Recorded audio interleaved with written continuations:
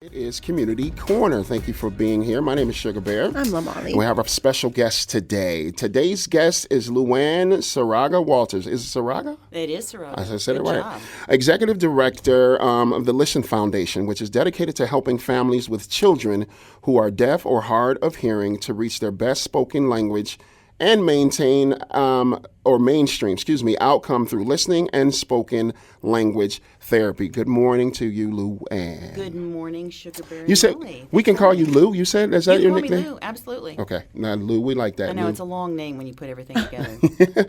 So tell us about the Listen Foundation and why this is important. Well, very much my pleasure, and thank you, first of all, for having a segment like this weekly. I think it's so essential for the community to be able to share the needs and the good news that's going on. So Listen Foundation is actually celebrating its 55th anniversary year. Congratulations. The 1969 foundation, and it was actually created by parents who saw the progress of their own deaf and hard of hearing children. Got it. This is our foundation, Listen Foundation, is specifically focused on helping children learn to listen and speak who are deaf or hard of hearing. Now, what does that look like? Yeah.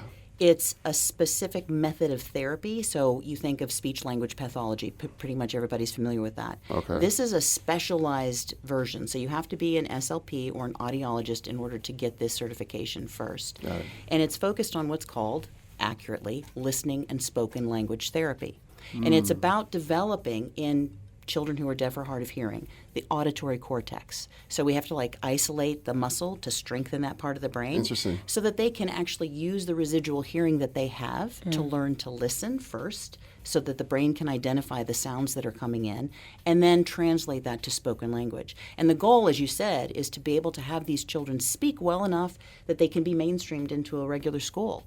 They don't necessarily have to go off to a deaf school. They don't have to be separated from society. They can be fully immersed, and that gives them more possibilities to see. I love that. Okay. So what are some of the challenges if you're a parent and you have a child in this program, and from and from the child's perspective as well, like frustrations, whatnot, because they just, for lack of a better term or phrase, want to be normal, right, and fit in. So talk about that a little. Well, that's a really good question, SugaBear, because it actually applies to 95% of parents who have children who are diagnosed as deaf or hard of hearing, are typical hearing.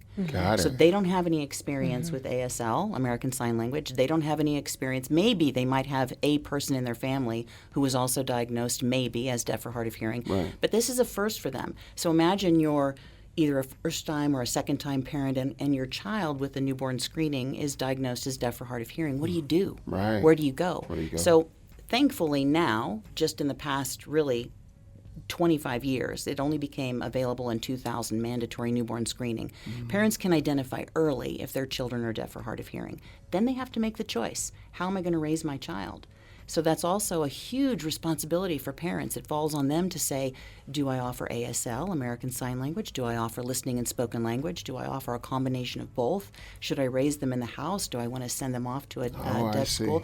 There are a lot of things that come through. So where our Listen Foundation comes in is to help sit with the family and discuss and explore their options. And if the child is qualified for any kind of a device, which again didn't used to be available, we now have cochlear implants. We now have bone conductor devices.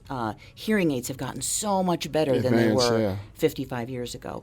If they have that ability, then we can show them, well, this is the success rate that we have, and this is, introduce them to another child who's gone through the therapy, and after 3 to 5 years, they're speaking like a typical hearing child. It would give a lot of hope, right? It gives a lot of hope. It gives a lot of hope. It gives a lot of options, because then they're also not having to look at, do I have to look at saving money for a special school? Do I have, it saves a lot of money in the long term as well, but it gives the kids so many more options that it really helps them to achieve their life of independence, is what we like to refer to. I love that. When it gives them choices like a typical hearing child. Wow, okay.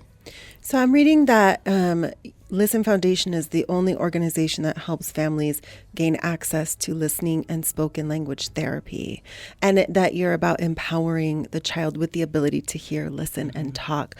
Why do you think there aren't other organizations also doing this? In Colorado specifically. So there are other organizations that do apply listening and spoken language throughout the country, but it's unfortunately, we have very few SLPs, speech language pathologists, that are focused specifically on spoken language, and we need more of them. We also have, we're running short on educational audiologists. For whatever reason, those two career paths are not as popular, and so we do have a demand. So, for example, the Colorado Department of Health and Environment, I think it's called, that's a long word, Colorado Department of Public Health and Environment put out that there are approximately 1 to 3 children out of 1,000 that are diagnosed as deaf or hard of hearing. Wow. So if you look at the 60,000 or so births that we have per year, that's between 60 and 180 kids who at the newborn hearing screening are diagnosed with a DHH. But it could also be that they pass their newborn hearing screening and at age 3 or 4, they start to have hearing loss, or maybe they have progressive hearing loss from the time of the screening and move on. So the challenge is, too, how do we identify it? Pediatric educational audiologists then might find it in a preschool setting. Right. The teacher says, this child's not hearing me or not paying attention. Is this behavioral or is this physiological? So we have to start running tests. We just need more people in those career fields, Molly, to be honest. We need to be able to have more access to that. Listen Foundation is the only organization that is, I'd call us a specialist. Kind of like you've got your general practitioner doctors and you've got your specialists like cardiologists or nephrologists. We're a specialist with listening and spoken language, and the only one who only focuses on that.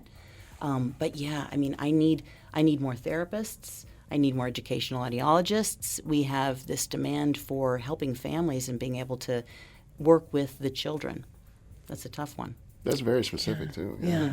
Well, and ultimately, like you say, it's about empowering the child to be able to live in today's world. Yeah, absolutely. You know, it's amazing the stories that we see from the kids who go through listening and spoken language. The confidence is exceptional.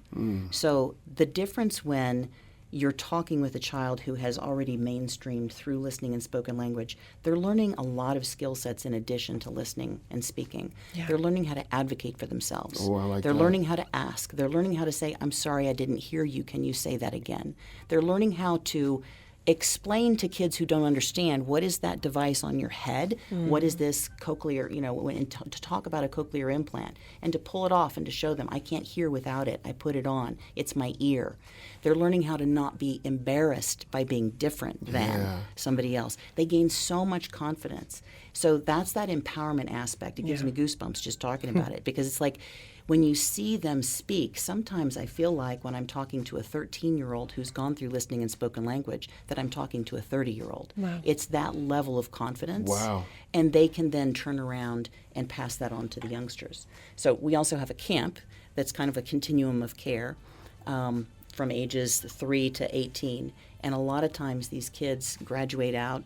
They come back as 20-year-olds, 22. We've got one guy who's come in for 15 years to be a mentor to the littles, to help them understand why they're different and how they can talk about their differences and address any bullying that they may have at school or identify it. It's very empowering. And, it's actually something that if we could get all of our kids to step into this awareness, of who they are, how fantastic would that be? I was just thinking that, in today's world, some of the kids they're so, they can be so cruel. And if you, like you say, you see a kid with something on their head or something in their ear, and they may get teased, and giving them the confidence to handle that is that's pertinent. They're very important. Yeah. And they also learn that does not reflect upon them. Who they are. Right? That's somebody else's behavior. That's not an impact of who you are, but you may see it. You may, and we've all had that, right? To different elements and different aspects. So when you become a teen, that can happen with the teen harassments and things that happen in school, but now they have tools to step into who they are, and they can speak to it or they can advocate for themselves. I love that. Now, you mentioned earlier that, the early detection is important. There's ways to do that, and at some point it can be progressive as well. For any parent out there that's listening that's like, I think my kid may be going through something, what are their steps? What do they do just in case, they're wondering or, to get tested, how do they go about that? Absolutely. And then another great question. I would say, first off, reach out to your family pediatrician and let them know. The pediatricians are all networked, obviously, in Colorado with it's called Colorado Early Intervention Program. And so that if there is a need to have that child tested, they can hook up with a pediatric audiologist. They can have the accurate testing done. All newborns are already screened, but again, if there is some kind of progressive testing, or if the family has moved to Colorado from outside another state that didn't necessarily have it. We also have some families who are in the rural areas in the mountains who've chosen not to have a newborn screening, or they've chosen not to reveal their information and whatnot, and then it's diagnosed later. So school teachers also have to be aware of that too, and to turn to the educational audiologist and say, I have an issue potentially with this child. Can you come take a look?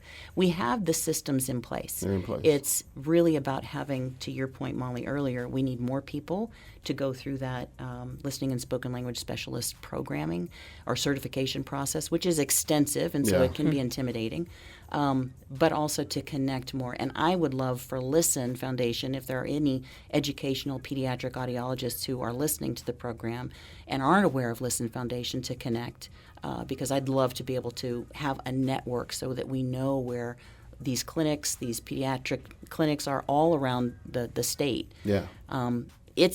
Colorado is so unique, right? It is, because we've got this urban area that is Denver, Fort Collins, and Colorado Springs, and then we have mountains and rural towns, and so that makes it a little more challenging than like when I come from Florida. We've got cities all across, and everybody's so that's where I'd say this is an essential thing, that we create a better network, a system in place. I love that. And with the network, can you give them information? Like, how can they reach out to you? Let's say if they are listening right now, because this will live on our YouTube page, on our website and whatnot.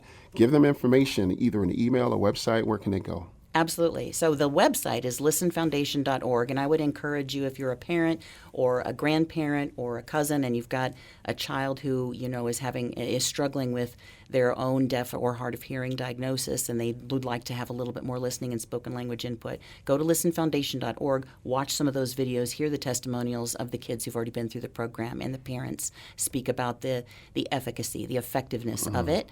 And then also, if you have any questions, please feel free to email me at info@listenfoundation.org.